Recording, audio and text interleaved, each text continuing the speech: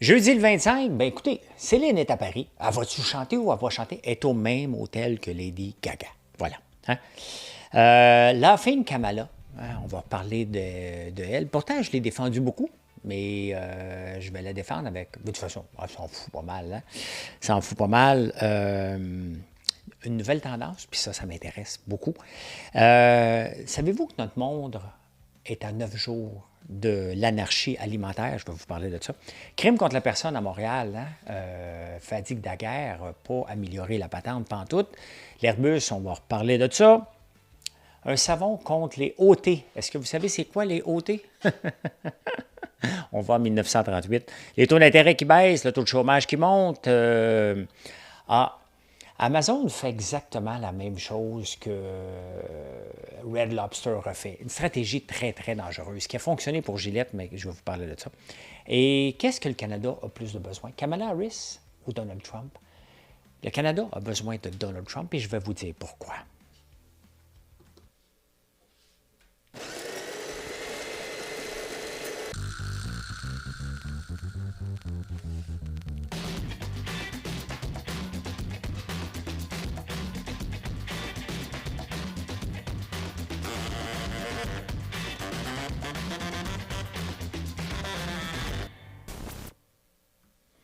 Fait que Céline est à Paris. Hein? On le savait depuis un bout de temps.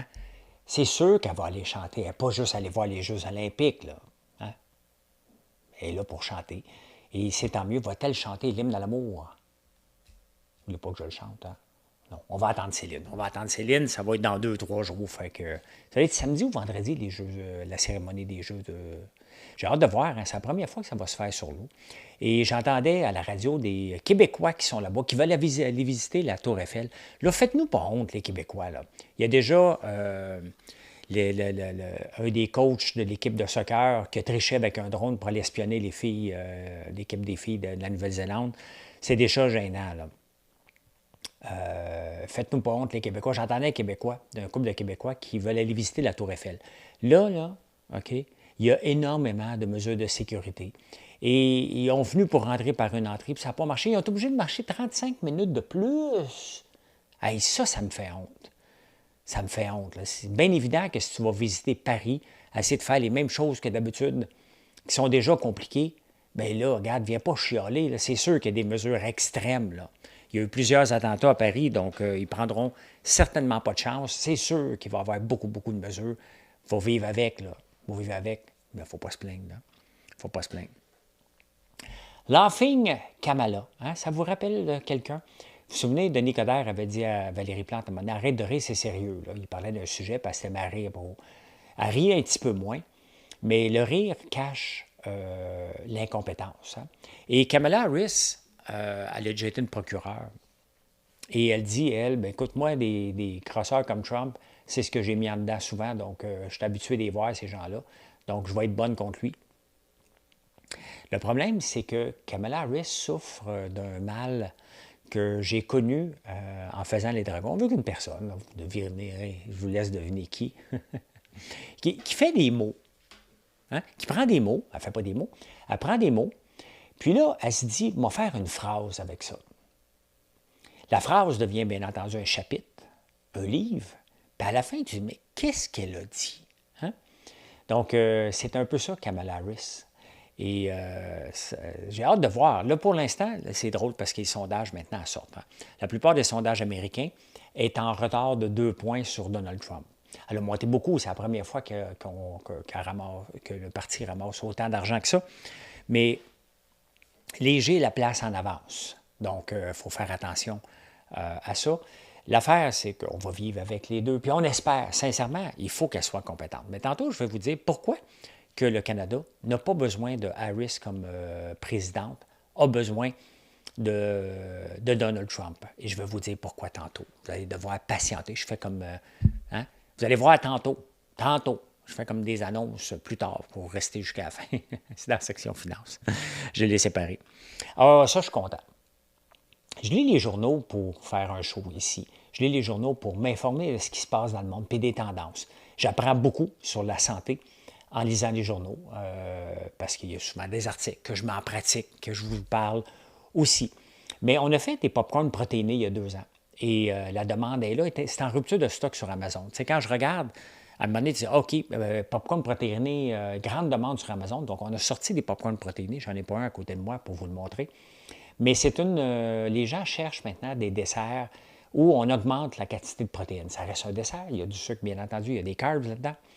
Mais la quantité de protéines qu'on rajoute dedans, c'est exactement ce que les gens cherchent. C'est une catégorie en augmentation de 20 par année. Moi aussi, je l'ai vu que mes popcorns avaient monté, mais tu sais, c'est ça que ça sert, les journaux, s'informer, regarder ce qui se passe comme tendance. Et bon, on peut voir les trends sur TikTok. Je suis juste pas un danseur, donc je ne peux pas danser. Mais définitivement que le popcorn protéiné a la cote et on est bien fiers de l'avoir, d'être déjà là. Parce qu'en affaires, pour avoir du succès, c'est pas être 10-15 ans en avance sur notre temps, hein, c'est d'être de notre temps ou 18 mois en avance. Donc, ça fait 2 ans qu'on l'a sorti. La tendance est de plus en plus forte. On est bien positionné pour profiter. J'aime pas le mot profiter, mais c'est comme ça aussi, là, de sauter sur cette opportunité-là. Voilà, voilà. Je vais le mettre comme tagué comme produit. Très intéressant. On a bâti un monde alimentaire. On le voit avec le réchauffement climatique en ce moment et les changements climatiques avec les feux de forêt, les inondations. On est toujours sur le bord d'une crise alimentaire, tout le temps, tout le temps. Les experts appellent ça qu'on est à 9 jours de l'anarchie alimentaire mondiale. Ça ne prend pas grand-chose. Vous voyez, quand l'Ukraine a été envahie, l'huile de tournesol, là, toutes les huiles ont monté, les farines, tout a coûté plus cher à ce moment-là. Ça n'a pas pris de temps. On s'est réadapté, mais ça a créé un trou dans la demande. La COVID a amené tout un chamboulement aussi.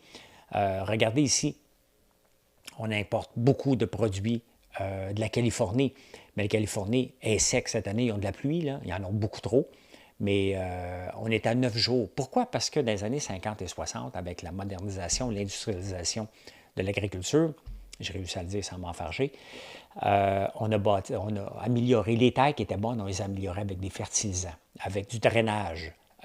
On a perfectionné. Regardez les terres dans le coin de Saint-Hyacinthe, c'est exactement ça, on les a spécialisées.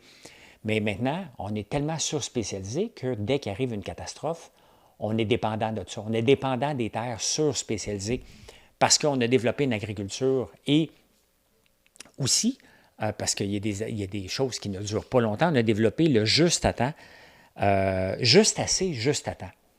Et on dépend de ça énormément.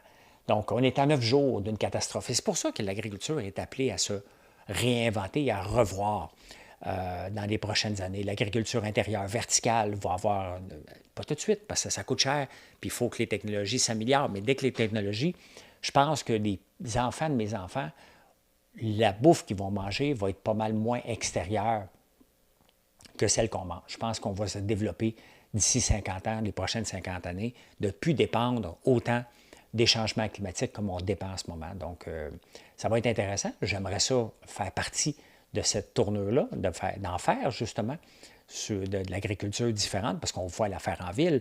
Parce que là, maintenant, on dépend de la Californie pour faire des fraises. On pourrait les avoir ici. C'est pas qu'on pourrait, on va les avoir. La technologie est là, elle est juste très coûteuse et pas rentable pour le moment.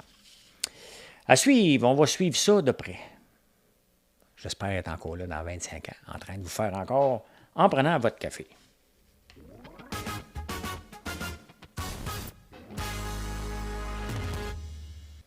J'ai tellement de pitons que j'avais oublié de peser.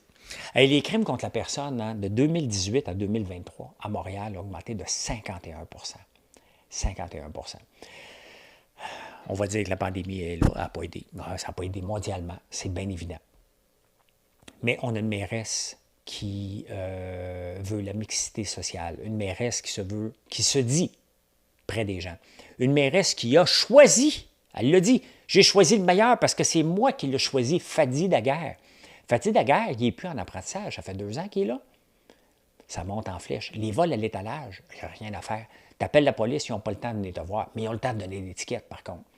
Donc la police sous Fadi Daguerre ne s'est pas améliorée. On voulait une police de quartier, une police de rue. On voulait les voir plus présents. Le crime augmente, les vols à l'étalage augmentent de façon... Pourquoi? Parce que les jeunes le savent. Le message n'est pas clair. Regarde, on va te pincer, puis on va te foutre en dedans. Non. J'en ai vu un l'autre jour chez Delorama. L'année passée, la femme a dit, laisse-le partir, il n'y a rien à faire. On ne peut pas y toucher, on ne peut pas faire ci, on ne peut pas faire ça. Donc, c'est triste, mais Fadi Daguerre, à part qu'il est beau bonhomme, que les gens l'aiment, qu'il a un beau sourire, ses compétences, pour moi, à date, quelqu'un qui est compétent ne prend pas des années. Quelqu'un qui est compétent, on voit l'impact rapidement. Et là, ben lui, ça fait quand même déjà assez longtemps qu'on aurait pu voir sa marque et sa trace. Et les façons que Valérie Plante gère la ville, quand même qu'elle va blâmer le gouvernement, puis tout le monde parce qu'elle n'a pas assez d'argent. De l'argent, elle en a assez. Elle vient de prendre 211 millions pour rénover l'hôtel de ville. Elle aurait pu le mettre dans la rue, ces gens-là, pour avoir des procès, pour renforcer le crime contre la personne, bien, renforcer des méthodes. Donc, une travailleuse sociale, si elle n'est pas capable de le faire, bien, hein? Donc, ça prend des compétences. Elle n'a pas les compétences. Les chiffres sont là. À un moment donné, ce n'est pas juste de chialer pour chialer. Les chiffres sont là. Le duo Valérie Plante et Fadi Daguerre ont empiré la situation à Montréal. Ils sont responsables de ça. Ils sont responsables. Quelle tristesse pour Airbus, hein? Je dis bien quelle tristesse, parce qu'il faut se rappeler la C-Série quand elle est venue au monde, parce que ça me pince, chaque fois que je vois Airbus 220, ça me pince le cœur parce que je suis fier québécois. Et c'était la C-Série de Bombardier. Bombardier, qui n'avait pas d'argent, qui n'avait pas les reins pour aller compétitionner contre Boeing et Airbus, se sont lancés là-dedans avec l'argent du gouvernement. On en a mis de l'argent, on a mis 1,3 milliard. Et quand on a fait le plan d'affaires, c'est pas des blagues, là. Hein? On a dit, on va aller chercher 50 d'un marché qui est 15 000 avions. Donc, on a vraiment vendu ça au gouvernement. Le gouvernement a acheté ça en pensant qu'Airbus, Boeing, Embraer et tous les autres constructeurs n'étaient pas pour se lancer dans cette catégorie-là. Fallait-tu être naïf et imbécile? On a tout cru ça. On a pompé 1,3 milliard là-dedans. On a remis une deuxième fois de l'argent, puis là, on en remet une troisième fois. On en remet une troisième fois en se disant, bien là, l'échéancier était 2030. Donc, en mettant de l'argent, on se dit, bien, on va récupérer notre argent en 2035 parce que selon Fitzgibbon, qui ne comprend rien du sens des affaires, c'est quand même spécial que ni François Legault ni Fitzgibbon comprennent le sens des affaires. C'est simple, le sens des affaires. Plus tu étires ton temps dans un placement, plus le risque est élevé dans un placement comme ça. La Chine, là, c'est pas juste de la scrap de Dollarama, là. Ils font des autos haut de gamme, puis ils font des avions haut de gamme aussi. Ils sont exactement dans cette catégorie-là, puis ils s'en viennent. Donc, peut-être que vous autres ici, vous allez dire, nous autres, on n'achètera pas ça ici au Canada, mais il faut falloir que ça respecte les standards, de toute façon, de la FAA et du Bureau des transports du Canada. Il n'y a aucun avion qui va voler ici, ça ne respecte pas les règles, de un. Mais les autres pays qui achètent des Airbus 220 en ce moment vont acheter aussi des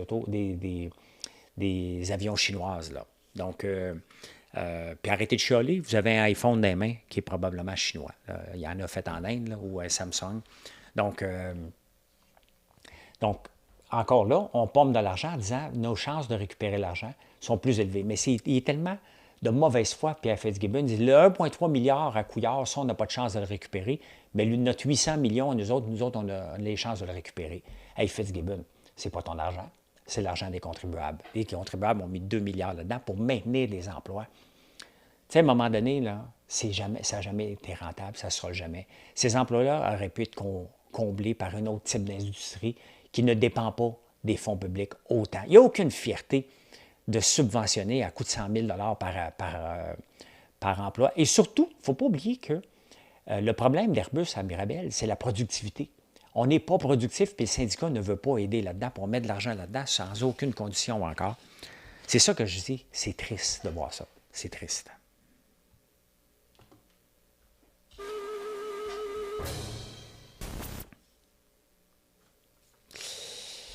Eh bien, on s'en va le 25 juillet 1938. Dernièrement, je niaisais dans les années 70. Là, je vous amène en 1938. Et qu'est-ce qu'il y avait en 1938? Les pubs, dans ce temps-là, c'était des bijoux. Hein? Bon, vous savez que je suis dans les savons, on fait des savons exceptionnels. Hein? Il y a une madame. J'en ai piqué un soleil quand une madame m'a dit « Aucun savon ordinaire n'enraye l'ôté comme le Life Boy ». Donc, j'en ai piqué au soleil. Et ce que je comprends, c'est que la madame a sué, a eu chaud. Hein? Et ils font du savon.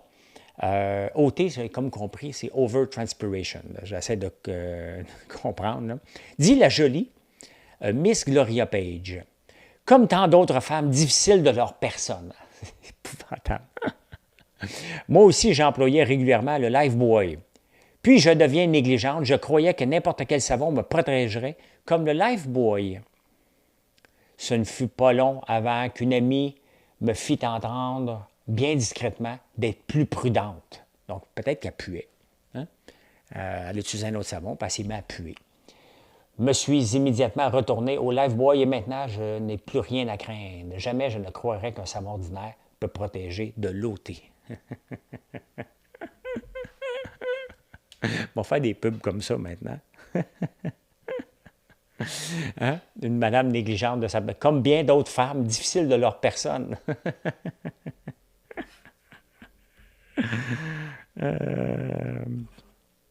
C'est drôle.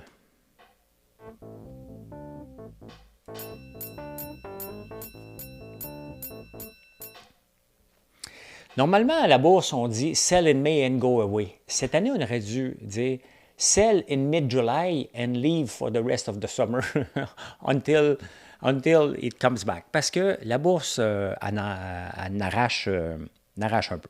Hein? Donc, c'est le Dow Jones. On le voit, il est en train de redescendre. Il avait monté à 41 200 et là, il va redescendre en bas de 40 000. Moins 1 le S&P 500 descend aussi, il était monté presque à 5 600. Le Nasdaq descend aussi. Il y a eu des bons résultats de Tesla. Tesla, non, c'était en dents de scie. Et l'action prend une débarque, littéralement, mais ça, c'est Tesla. Hein? Quand vous avez Tesla, vous devez vivre avec ça, donc moins 12 moins 30 piastres, moins 12 c'est tout un débarque. Google, qui a rapporté des chiffres exceptionnels, prend une débarque de moins 3 moins 4 aussi, alors que les chiffres sont bons, mais les gens ont peur. La bulle technologique qui a dominé depuis 2 ans, puis j'en ai profité, puis j'en profite encore, par l'entremise de... j'ai de l'or aussi, hein? Ça va venir à un moment donné. Par l'entremise du fonds IGM, IGM prend une débarque aussi, là. C'est normal. Mais si je regarde il y a 3 mois, il valait 80, il en vaut encore 92. Tu sais, j'ai du lousse. Quand même que pendant 3 mois, on ne fait pas de rendement à la bourse, c'est normal. Il ne faut pas avoir peur de ça. Et quand même, ça baisserait d'un an, hein, sur un an. Sur un an, il valait 65 piastres. Ça se peut que si on a seulement 10 de rendement, sur un an, ça aurait valu 72, 75 piastres. Ça en vaut 92. Donc, c'est normal. Là, la bulle Internet, pas la bulle, mais la bulle techno, la bulle intelligence artificielle, elle se dégonfle un peu parce que les gens avaient des attentes beaucoup trop grandes par rapport à la réalité de croissance qu'on peut avoir. NVIDIA, on ne le saura pas avant le début septembre. Donc, on a encore bien du lousse avec NVIDIA de voir. Et lui, mais la beauté, c'est qu'en ce moment, il se corrige comme les autres. Donc, c'est rassurant. C'est rassurant, mais bon, la bourse en arrache un peu. Les taux d'intérêt ont diminué au Canada. Donc, qu'est-ce qui se passe quand les taux d'intérêt? Bien, le dollar diminue. Ce n'est pas une grosse débarque parce que les gens l'attendaient. Donc, on était à 72,45. On s'attendait à ça. À peu près tout le monde s'attendait à ça. Le Bitcoin qui remonte, qui refait exactement son yo-yo comme d'habitude. Donc, la bourse descend, le Bitcoin remonte. Et c'est pour ça que dans un portefeuille diversifié, moi, j'en ai du iBit que j'achète une fois par mois dans mon CELI. Pour me demander, mais pourquoi tu n'achètes pas du Bitcoin directement? J'en ai du Bitcoin directement, mais je ne peux pas le mettre dans mon CELI. Mais avec un fonds négocié en bourse, bien, je peux le mettre dans mon CELI. Donc, c'est exactement ce que je fais. Donc, pendant que le taux d'intérêt diminue, attendez un peu. Pendant que le taux d'intérêt diminue, le taux de chômage augmente. Mais le taux de chômage augmente de façon spéciale cette fois-ci parce que ce n'est pas par des pertes d'emploi. Les gens gardent leur emploi, mais c'est surtout les immigrants qui ne sont pas capables de se trouver un emploi ou se trouvent des emplois temporaires, précaires, puis après ça, ils ne sont pas capables. Donc, le taux de chômage est rendu à 6,4. On est passé de 5 à 6,4 sans perte d'emploi. Donc, c'est surtout les immigrants qui ne sont pas capables de se trouver des emplois. Donc, on arrive au point d'inflexion qui, en ce moment, on ne peut plus accueillir des immigrants basés là-dessus. Tant qu'on avait le plein d'emploi, qu'on est capable de créer de l'emploi, bien là, si on regarde ça, c'est assez problématique parce qu'on fait venir des gens, on accueille des gens, et avec les programmes d'assurance chômage qui est payé par l'employeur, pas payé par le gouvernement, là, payé par l'employeur et l'employé, bien, ces gens-là pigent dans la caisse maintenant parce on a trop reçu par rapport à ce qu'on est capable d'embaucher. C'est normal avec l'augmentation des taux d'intérêt. Le but était de ralentir l'économie. Bien, ça fonctionne. Mais en même temps, si on ralentit l'économie, il va falloir ralentir le nombre d'immigrants qu'on reçoit. On a déjà reçu presque 1 million en 9 mois cette année. C'est assez. Je suis pour l'immigration, mais l'immigration contrôlée quand même. Hein? Red Lobster a fait faillite. Pourquoi? Parce qu'à un moment donné, ils ont dit on va faire un mardi crevette à volonté. Ça a marché. On a dit OK, parfait, on va rajouter la prochaine fois du crabe, tout à volonté. OK, ça marche. Hey, parfait. Les autres journées marchent moins bien. On va le mettre 7 jours par semaine. Mais ils perdaient de l'argent à chaque fois, à volonté. Donc, ils ont reçu tellement de monde qui mangeait sur le bras qu'ils ont fini par faire faillite. Et c'est une stratégie dangereuse. Gillette avait fait ça. Ils vendaient des rasoirs pas chers pour revendre des lames de rasoir pas mal plus chères. Et ce qui a fait le succès de Gillette, entre autres, jusqu'à temps que les abonnements aux lames de rasoir, comment ça s'appelait? $, le gars était drôle en maudit, là. Donc, jusqu'à temps que ça arrive, bien, Gillette avait le gros bout du bâton. Amazon a fait la même stratégie avec le speaker Echo. Ils en vendent beaucoup d'haut-parleurs Echo. Ils le vendent à rabais. Et ils se sont dit, bien, le monde va acheter sur Amazon avec cet haut-parleur-là. Les gens ne magasinent pas avec la voix. Et encore là, bien, c'est exactement la même stratégie. C'est une stratégie qui est dangereuse. Tu attires des clients avec des gratuités ou des choses pas chères, mais en espérant que quelque chose d'autre va se matérialiser. Et quand ça ne se matérialise pas, tu es pogné avec un boulet. Bien, c'est ce qui arrive avec Amazon. Son haut-parleur Echo, il en vend beaucoup, beaucoup parce qu'il n'est pas cher, mais ça n'emmène pas des ventes telles qu'il espérait. Quand même, fallait-tu rêver en couleur? Y a-tu quelqu'un qui a déjà acheté avec la voix sur Ouais, écoute, Alexa, voudrais-tu m'acheter une paire de bobettes, s'il vous plaît? C'est assez... Maintenant, il faut que tu me vois, là. Hein? On peut le voir en ligne, mais de l'acheter vulgairement comme ça, pas sûr que ça marche. Tu peux acheter de la musique, bien entendu, mais ça ne marche pas non plus. Qui qu'on veut? Trump ou Harris? Mettons, on fait un choix, là. Techniquement, pour la stabilité du Canada, pour continuer à être mauvais, on veut Harris. Parce que ça va être le statu quo. Des petits changements, mais rien de majeur. Le mandat des véhicules électriques va rester. Trump veut mettre la hache là-dedans. Trump veut mettre des tarifs d'importation de 10 sur à peu près tout ce qui arrive du Canada. Donc, ça va avoir un impact. Donc, c'est presque souhaité que notre dollar canadien continue à dégringoler, sinon on ne pourra pas rentrer aux États-Unis. Mais qu'est-ce qu'on a besoin? Dans la vie, là, en affaires, là, hein, pour sortir, puis même en couple, pour sortir de nos pantoufles, parce qu'à un moment donné, la blonde ou le chum va se tanner si t'es toujours pas bon, mais elle ne veut pas te remplacer parce que c'est trop compliqué. Des fois, il faut être mis devant le fait accompli. Et Trump pourrait être bon pour le Canada parce que là, on va être obligé d'augmenter notre productivité. On va être obligé de se réveiller. On va être obligé de trouver d'autres débouchés que seulement dépendre d'aller chez le voisin parce qu'il va nous rentrer dedans. Et souvent, c'est ce qu'on a besoin.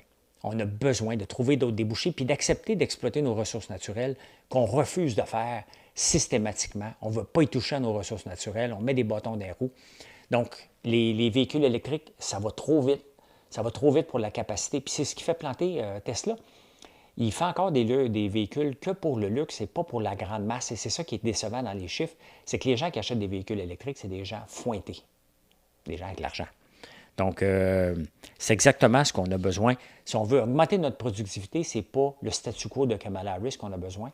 C'est vraiment Trump qui va nous rentrer dedans et qu'on va se dire, oh, palais, là, il faut produire davantage pour être capable de continuer à exporter avec des tarifs de 10 à moins de souhaiter le dollar canadien à 60 cents. Mais on veut-tu vraiment ça?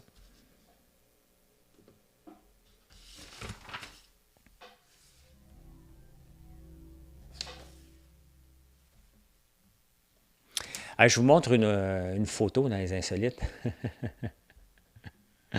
Regardez la photo. Maybe you should have read the sign. À Londres, hein, il y a des chevaux près du palais de Buckingham. Et c'est marqué Beware. Horses may kick or bite. Don't touch the rein. Thank you. Et il y a une fille qui est là pour prendre une photo. Et elle se fait mordre par le cheval. Elle a dû le niaiser. Et elle s'est faite mordre. Quand même, c'est le fun que ça a été pris. C'est quand même spécial. La photo est là. Il y a quelqu'un qui l'a pris sur le vif, en train de se faire mordre. Bien bon pour toi. Hein? Ce qui est pas mal moins bon, puis c'est assez surprenant. Il y a un joueur, bon là, les Olympiques, il va y avoir toutes sortes de petits mini-scandales ou des gros scandales qui vont sortir. Il y a un joueur de volleyball néerlandais qui va jouer, bien entendu, pour l'équipe néerlandaise. Donc, ce gars-là a été accusé au criminel d'avoir violé une petite fille de 12 ans. Il est aux Olympiques. Comment le mouvement olympique peut permettre ça? Comment le pays peut permettre que ce gars-là y aille? On ne parle pas d'une petite offense, d'une petite fraude, là. Hein? Puis même à ça, une fraude, c'est une fraude. On ne parle pas de petites affaires, là. On parle de viol d'une petite fille de 12 ans. Il est aux Olympiques. Donc, les journaux anglais courent après le gars, littéralement, pour le faire parler. Mais ça, c'est inacceptable. Ce qui est acceptable, c'est que vous êtes encore là. Merci beaucoup. Venez nous voir sur françoislambert.one. Nos ventes sont en progression fulgurante cet été. Donc, pour nous autres, ce n'est pas sell in May and go away, c'est être présent en juillet parce que beaucoup de gens, magasins achètent nos produits, vous les achetez. Le message passe qu'on offre des produits de haut de gamme à bas prix. Regardez notre nouvelle crème Contour. Comparez des comparables, c'est des crèmes à 50, 60, 70 pièces qu'on vend à 25 $. Donc, venez faire un tour, françoislambert.one et merci d'être là. Bonne journée.